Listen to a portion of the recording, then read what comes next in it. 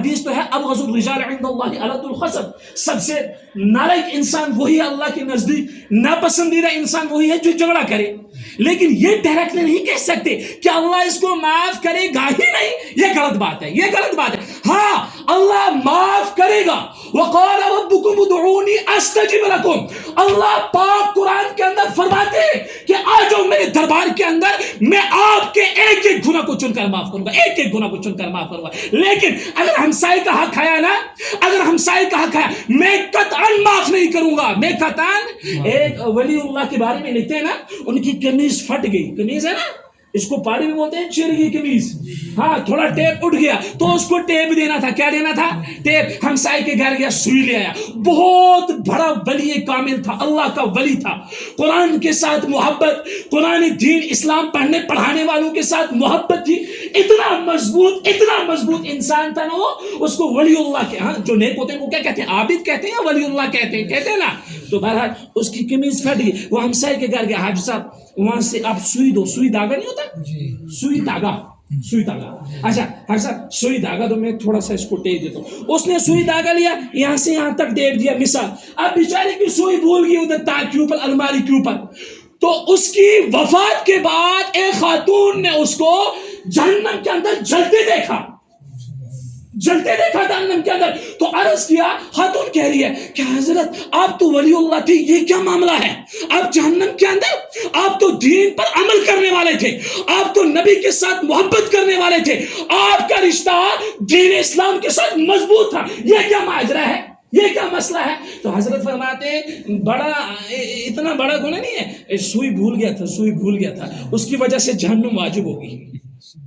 سوئی بھول گیا تھا اس کی وجہ سے جہنم. اب جو کھیتوں میں تھوڑا ہلکا پانی چوری ہے نا، یا ہمارے جوان ہوتے ہیں نا، جوان جاتے ہیں اوپر سکول میں گئے، ادھر سے پیارا چھوٹا تھوڑا میٹھا ہپ کڑوا تھو، جہاں اچھا لگا وہاں کھاتے ہیں، جہاں اچھا نہیں لگا اس کو. تو یہ غلط بات ہے نا، کسی کا حق ہے نا. اور حدیث پاک میں کیا فرمایا ہے؟ حدیث پاک میں اللہ کے نبی علیہ السلام نے فرمایا، حضور فرماتے لا يدخل الجنت جسدا غزی بالحرام. یہ حدیث ہے کہ وہ جسم جنت میں قطعا نہیں جائے گا.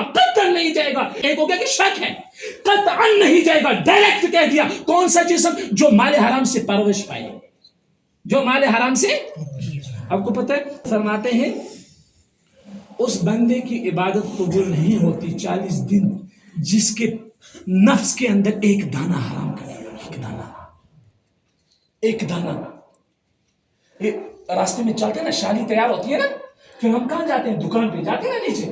آپ کے یہاں الحمدللہ بازار بہت نزدیک ہے، وہ بہت دور ہے، اس کو میں نزدیک بولتا ہوں، تو وہ بہت دور ہے. تو آپ کے یہاں راستے میں چلتے ہیں، پھر کسی کا فون آیا، کان سے لگایا، پھر تھوڑا سا شالی کا دانہ بھی چبا لیا، ہے نا.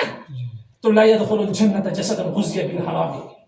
تو آپ کے یہاں کسی کو کوئی اپنے آپ کو صاف کرتا ہے، الطہور شطر الایمان، پاکی ایمان کا حصہ ہے، یا الطہور نصف الایمان، جو پاکی ہے یہ نصف ایمان ہے.